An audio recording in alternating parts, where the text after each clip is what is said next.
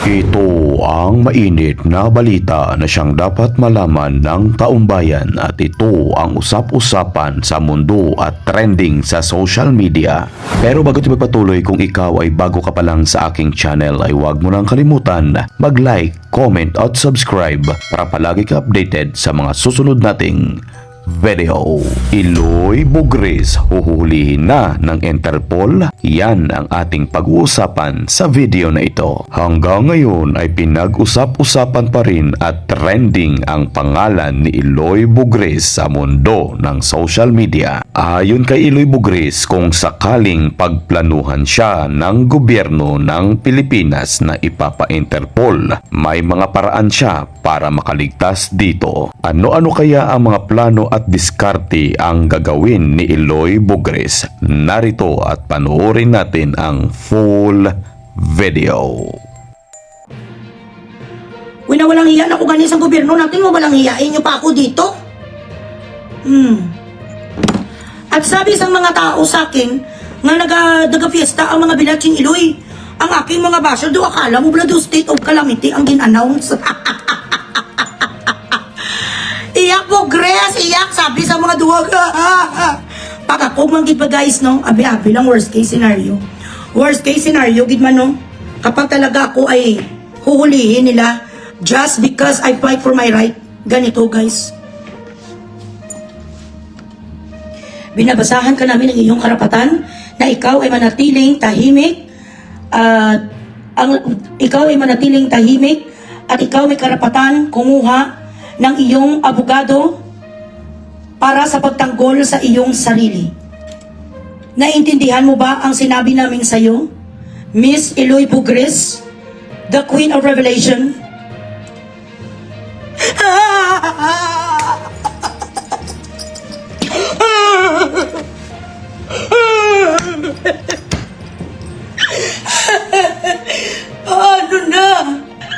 Paano na ang mga anak ko?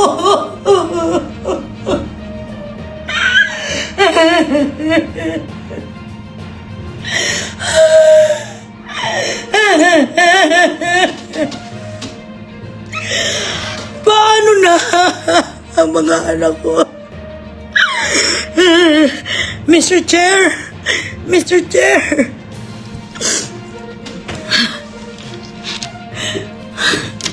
Ako po'y nalulungkot, Mr. Chair. Naiwan po ang mga aso ko sa Dubai. Si Cole po hindi kumakain kung wala ako. Opo, pinasakay po ako ng mga ina nyo na sumundo sa akin. Sa pakpak ng eroplano, bilatsing Iloy, wala budget ang gobyerno. Walang pagkain at our flight. Doon pa ko pinatabi sa mga bilatsing Iloy na Interpol. Tabi pa ko sa mga yudipo dyan kapag isali yung mga angsod doon ng babaho ng kilikili, Mr. Chair. Yun sana nga reklamo ko sa inyo. Wala budget. Ang laki-laki ng mga ninakaw niyo sa amin. Tapos doon ako nila nilagay ito sa pakpak sa aeroplano, yun di puta. Tapos binigyan ako nila burador sa ranggulan ni Pepe. Paano ko nalaglag ko, be? Hindi na ako nakaabot dito sa House of Representatives. Putang inang buhay to.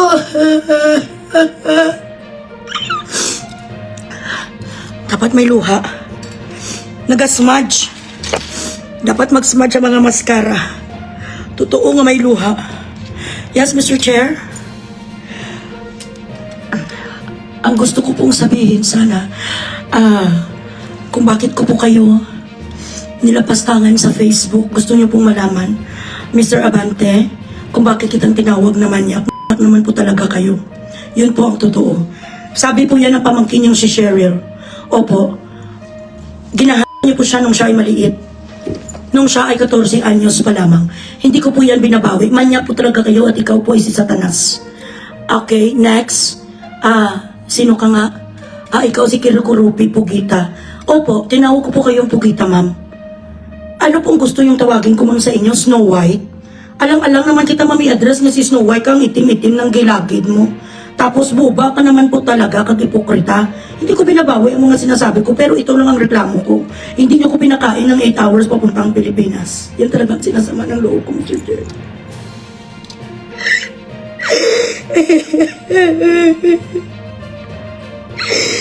Tapos hindi pa ako nakapagsuot ng aking heels. Mr. Chair. Hindi nila ako pinayagan na magsuot ng aking stelero na red. Para sana pagdating ko dito, nakaporma naman ako. Pinasuot lang ko sa mga bilat singiloy ng mga Inglaterra, sang islander na chinilas. Yun pong nirereklamo ko, Mr. Chair. Yes, Mr. Chair. Sino next? Sino yan? Si Ridon? Oo, tangkidigira naman talaga ang ilong mo. Yan ang sinabi ko, hindi ko yan binabawi. Pangit ka naman talaga na pandak. Yun ang gagawin ko. Kapag worst case scenario, hindi ko ya babawiin ang mga salita. Kuya, kay firing squad. Dapat ganun. Dapat may luha, madriyaga. Mga isang take lang bala pagsabi sa direktor, iyak! Dapat may luha kagad. Ganun. Ikaw nag-iyak-iyak ang bilatsing iloy mo, wala luha.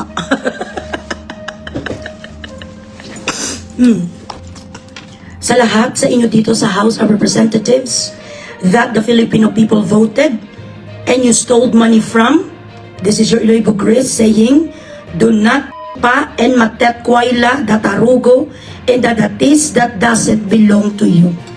Ganon. Ganon lang kasimple. Kalayo-layo na sa akin, hindi nyo gani mahuli si Atong Ang. Hindi nyo gani mahuli dyan mga hinahanap yung mga fugitive.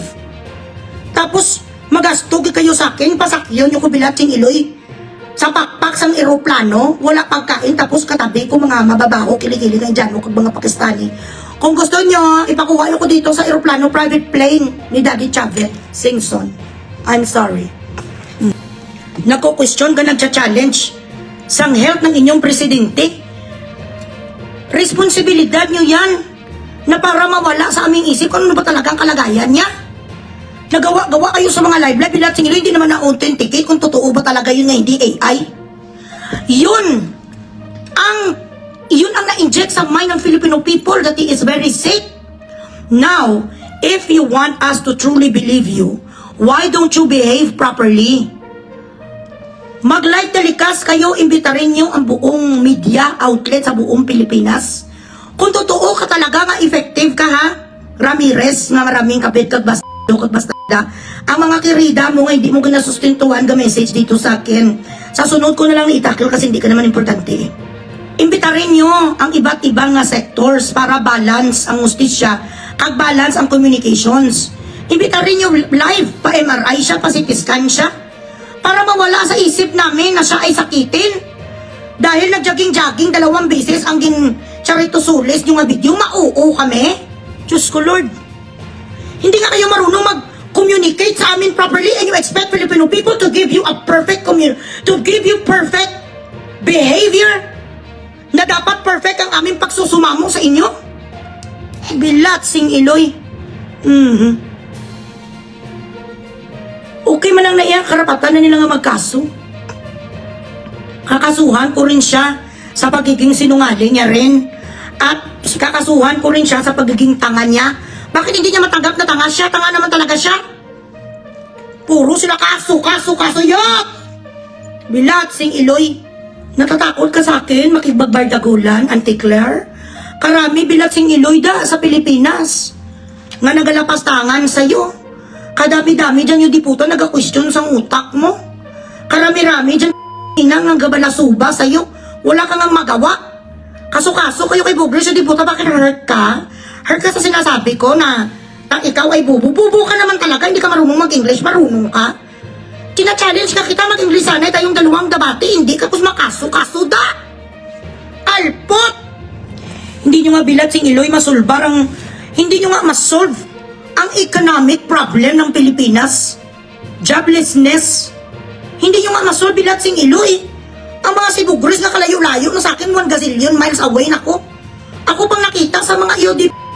Ganon kagrabe ang aking impact. Ganon kagrabe ang aking effect. Imagine, for people like the staffs in Malacanang, the Philippine communication officer whatsoever, of all the things that he reads online, or he reads online, of all the things and the attacks and the criticisms and those people who are trying to scrutinize the leadership of his president, sa lahat ng ito ha, special talaga si Bugres, kaya kailangan talaga nilang i-announce. Sir, sanay po ako sa kaso. Sanay po ako sa kaso, sir. Tapos, ang katulad ko, sir, na build with steels, that I've been to hell and back, hindi na po ako na, sa mga ganun. Ang gusto kasi na nila, patsyon talaga ako, patayin ako. That is what they want. Kung mga sa Pilipinas lang ko, mapareho mo ko na kay Kiko, kay Congressman Kiko, or, i-armalite na lang ko nila o granadahin. Kasi ayaw talaga ng Marcos regime na may mga bibig na katulad ko, just like his father. Ayaw ni, and just like his mother. Ayaw ni Mami Imelda na may nagaganito sa kanilang angkan. Ngayon, nang pumalit kay Imelda, si Lisa Tanas. Ganon. Totoo naman talaga na napaka-Luz Valdez naman talaga ng ating government. 61 pesos ang isa ka-dollar. What does it mean if you are an economist? Winnie Monsud, the renowned economist, na andyan sa Pilipinas, what is she saying? Ninanakaw ng pamahalaan ang pera natin at ginagahasa ng pamahalaan ang ating ekonomiya. This is not me talking. Ako'y nagbibigay lang ng sarili kong opinion at analysis according na sa mga experts. Whatever I read online, whatever information I read online, it is given to me by those people who are really reliable. Those people who sits in Malacanang itself. Those people who are close-in staffs nila. Ang nagamarites sa akin, natutuo naman talaga nga flagat-lagain. Kung ako mukhang pera, matagal na ko nag-stop pakipaglaban kay Tatay Digong. Dahil ilang beses na po nilang binigyan ng mga offertory na kabilang parlor. But I said no. Of all the problems that we are facing right now in the Philippines, it is very, very important to our government, apparently, to make their image look like they are spick and span. Of all the crises that we are facing, the oil, the gas, the crisis in the Middle East, it's still going on, though it is not that rampant anymore, or strong rather. Sa lahat na nangyayari sa Pilipinas, there are so many things that Malacanang and the Philippine communications could do aside from entertaining people like me who are actually has the right to speak our minds. That is what the Constitution has given us, and we are all protected to speak our mind. And apparently, because of the mini martial law that is now happening in our country, bawal na. Do bumalik na pala sa dekada 60. Dawang feeling ko, nagbata uli si Enrile. Nabuhay si Juan Ponce Enrile. Nakasangga ni Marcos noon, mabawal ka magsalita. Itong ginagawa nila. Ayaw nila ng bad publicity. Kaya gusto nila i-eradicate ang mga tao na tulad ko. Dadaan muna kayo sa 32 million na DDS bago kayo makadating sa akin. Bag-ulang-ulang sunod sa politika. Okay, sige. Bag-ulang-ulang sunod sa politika, pero ikaw basta subong dami account ka.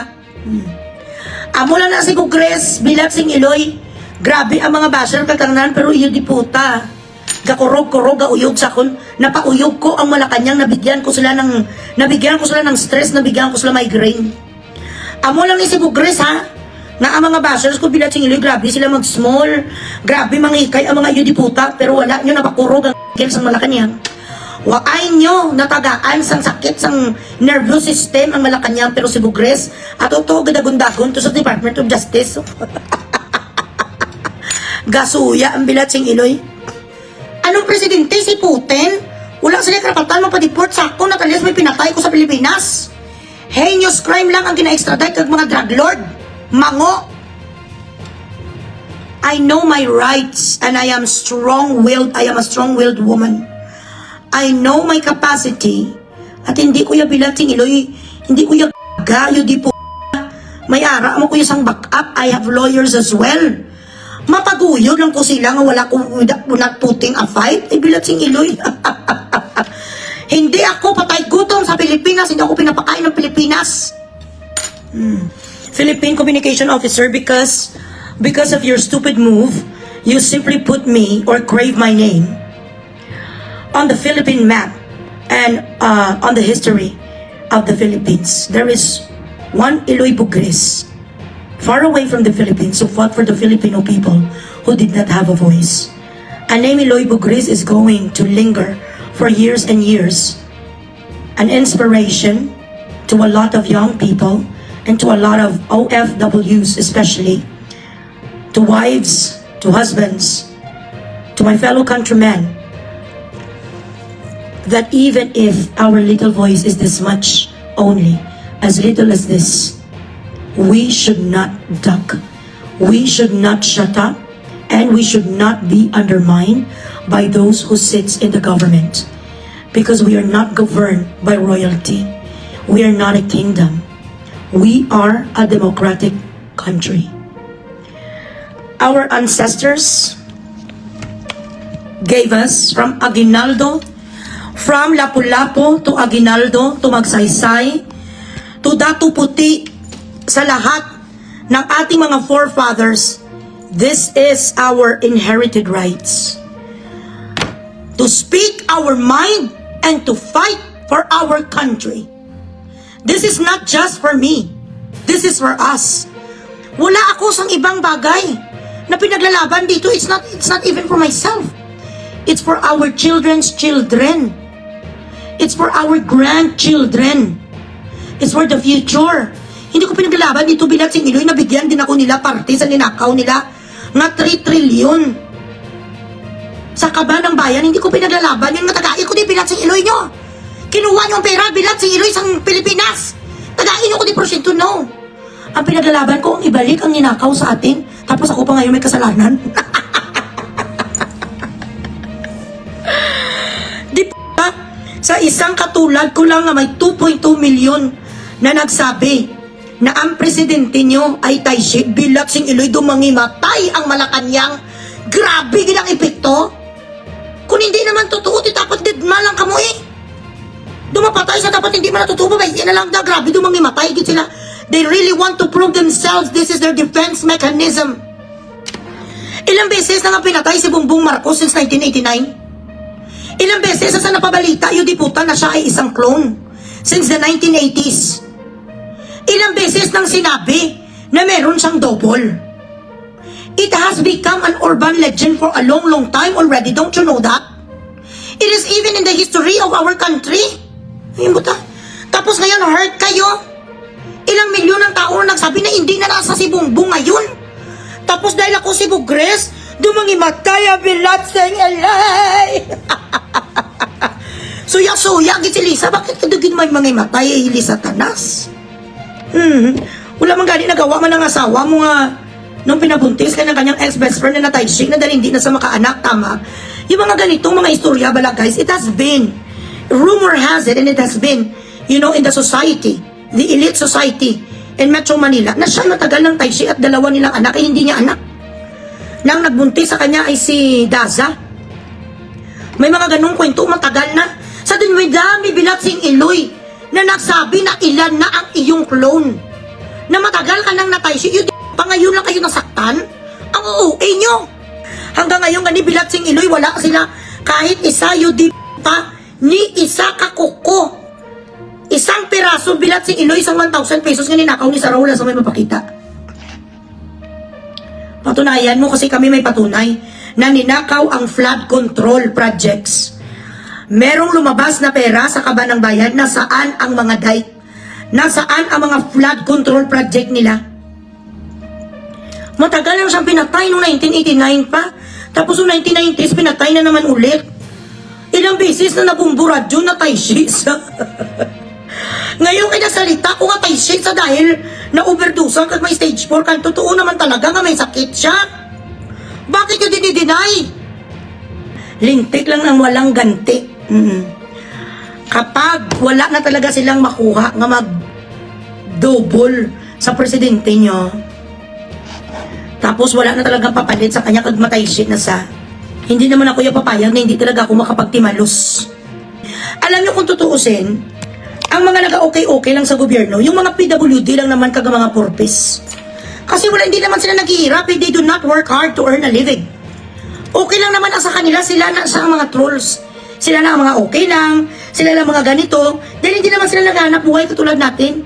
Pero tayo, na talagang blood and sweat, tayo ang mga umaangal, kasi hindi basta-basta ang mga pinapadala natin sa Pilipinas. I want blood bath. Dogi na small tabala sa mga yud tabala dahil tayo ay ordinaryong tao. Ini-small nila ang ating kapasidad. Ito ang gusto nilang mangyari, na takutin ang mga Pilipino. Tingnan nyo, biradaho namin si Bugris ha.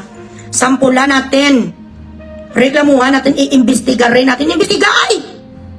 Bilat sing iloy nyo. Hindi nyo nga masulbar dyan ng mga pagnanakaw. Kagang man nangyayari ng mga sindikato. Sa loob ng mga bilibid dyan, ang mga sindikato sa Pilipinas, hindi nyo nga mauli-uli. Ina, gapadala ko sa mga remittances ko, no fail, every week. Ang laki ng inambag ko sa Pilipinas. Ilan kataksis na binabayaran ko for 21 years. Religiously ako gaambag sa Pilipinas.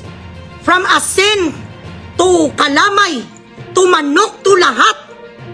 Wala akong ginawa na pagnanakaw sa Pilipinas. Ang mga sindikato na ina. Grabe yung pag-grab-view sa atin. Ang mga kurap officials na nagpapayaman lamang. Ina nyo, ang mga katulad sa amin. Wala kami absent sa remittances. Wala kami absent sa taxes sa mga bahay namin. Hingabuton sa mga yudi. Kamigid. Hingabuton ka talaga ina. Gusto kanilang isulod sa kanilang bulsa. Ang dami-daming kriminal sa Pilipinas, bilat sing iloy. Mag-start kayo sa gabintas ang sabo. Mag-start kayo dyan yung diputa sa mga sindikato.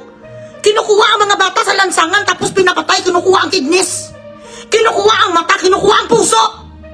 Hindi nyo nga masolve. Ang mga pulubi sa Ilog Pasig, hindi nyo nga matulungan, kahit trapa lang sa bahay. Kahit lawanit lang doon, hindi nyo matulungan. Ina ako at ang ilang mga influencer bilat sing iloy, nagbabayad kami ng malaking tax para nakawin nyo. Tapos galit kayo dahil sa akin may ninanakaw kayo. Ina nyo, dapat nga likay yung paa ko. Dapat nga dilaan yung karanak ko. Dahil sa akin, for 27 years nagtatrabaho ako para may panakaw ako sa inyo. Mga bilat sing iloy, akala mo ang lilinis sa mga yudi po.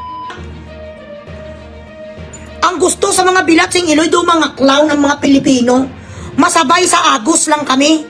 Kung ano ang palabasin nilang mga drama, ma-okay-okay ka lang palapakan ang mga bilat sing iloy. You do not even know how to lie properly. You do not even know how to act properly. You were never convincing from the very beginning. You presented a witness that you expected that people will believe you. Sa katauhan sa inyo, di ba nga si Madriaga bilat sing iloy? Ang checking ang gipresentar sa gaguya, pareho pa ang check number. Ang font sa kanyang di nga 84 milyon. Masyado ka di ka damol. You presented so many witnesses already. Para gusto nyo magalit kami kay VP Sara. We are smart people. This is why we were able to made it in a foreign country. Because we are intelligent people. We do not just fucking buy your bullshit. We don't buy your bullshit. Nagtatrabaho kami na maigi.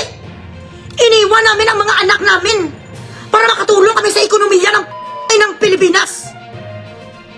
Lumaki ang mga anak ko na wala ko sa tabi nila para mapag-aaral ko sila dahil ang ina ang Pilipinas corrupt. I needed to leave my children in order for me to make a living. My eldest son was only 6 years old. I left him. My second child was 3. I had to go. Nakabakasyon ko na ilang beses, no, wrong. My eldest was 10, I think. My second child. Ito ang hinanakit ko, sentimiento to ng isang ina. Sentimiento to ng isang OFW. Ang paghahamak nyo sa amin, ang pagnakaw nyo sa future ng mga anak namin. Sentimiento to ng ordinaryong Pilipino na walang tigil, na nagtatrabaho katulad ng mga katulad kong nanay. Ang pinakaiba lang namin, hindi ko kinailangan maglinis ang inidoro. Mas kawawa ang mga katulong, kawawa ang mga waitress, kawawa ang mga janitress na hindi man lang makapagpadala ng sapat ngayon sa Pilipinas dahil ubod na mahal ang inang pagkain dyan ngayon.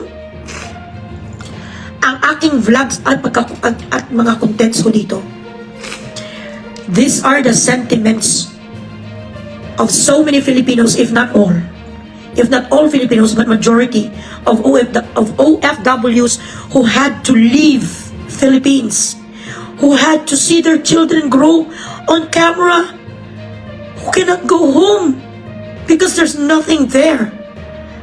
My sentiments did not come out of thin air. My sentiments come from my heart and experiences. Those time lost that I will never be able to take back. Halos hindi ko nakilala ang mga anak ko. Lumaki sila na iba ang prinsipyo. Lumaki ang mga bilatsing Iloy na mga kakampigs. Lumaki sila na iba ang pananaw sa kanilang buhay because I wasn't there. And I cannot blame them because I left them.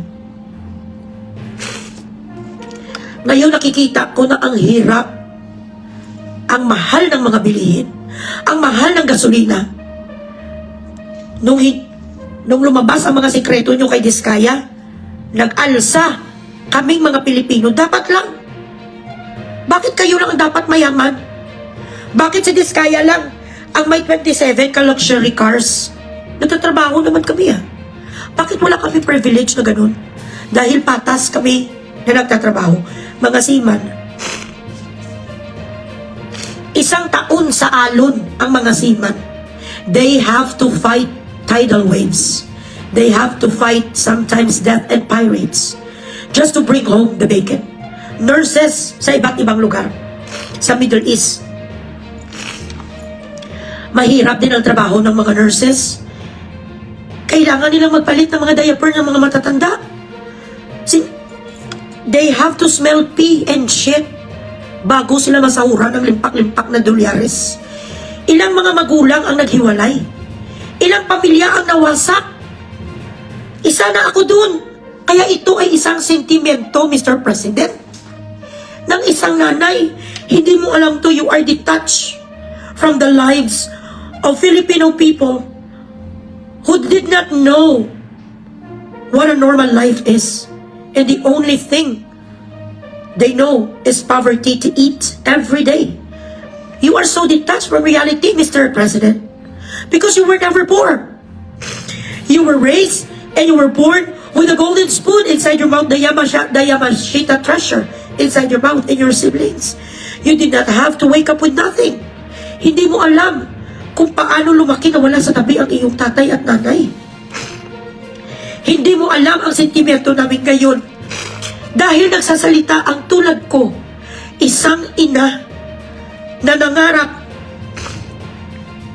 na balang araw hindi na namin kailangan umalis. Magsama-sama na mga anak namin. Nangarap na someday ang Pilipinas maging katulad ng Japan, maging katulad ng Singapore, maging katulad ng UAE. Tapos kung questionin nyo ang aming sentimento, anong alam nyo?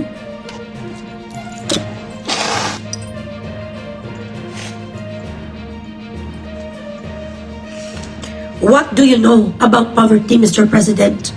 If you are still alive and kicking, if it is really true that you are that person that your administration is trying to present to us, because truth be told, we do not really know anymore if you are still telling the truth. You've never given us the truth anyway.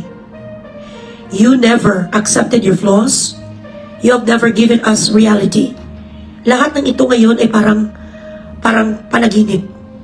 Lahat ng ito ngayon ay we are all guessing what's gonna happen tomorrow. What are you going to announce tomorrow? You put us in this situation. Walang naglagay sa amin dito kundi ang administrasyon mo.